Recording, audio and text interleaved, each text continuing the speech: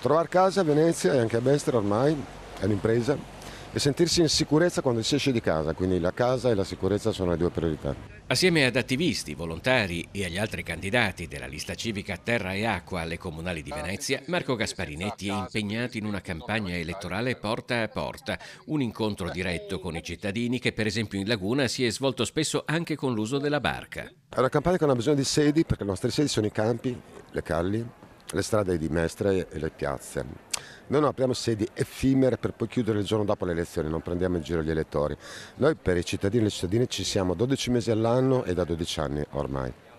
Campagna itinerante per noi è restare in mezzo alle persone, ascoltarle e sulla base di ciò che ascoltiamo scrivere un programma che è fatto di concretezza, proposte realistiche e realizzabili. Gasparinetti ha denunciato da tempo il problema di un comune che, numeri alla mano, continua ad essere in balia di uno spopolamento che, in controtendenza con gli altri capoluoghi di provincia del Veneto, si è oramai esteso anche all'entroterra. Noi sulla casa abbiamo 4 proposte molto precise che il senatore Martella ha fatto proprie, quindi è il programma del candidato sindaco che noi appoggiamo.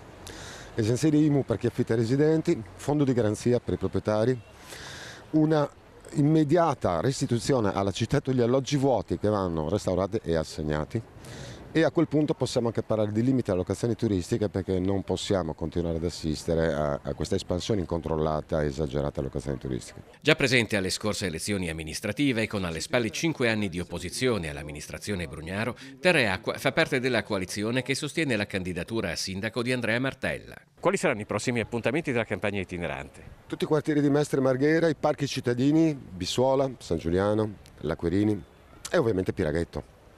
Si sente parlare spesso di liste civiche. Cos'è che vi contraddistingue come lista civica rispetto agli altri? Noi siamo civici, altri si dicono civici e noi lo siamo nei fatti.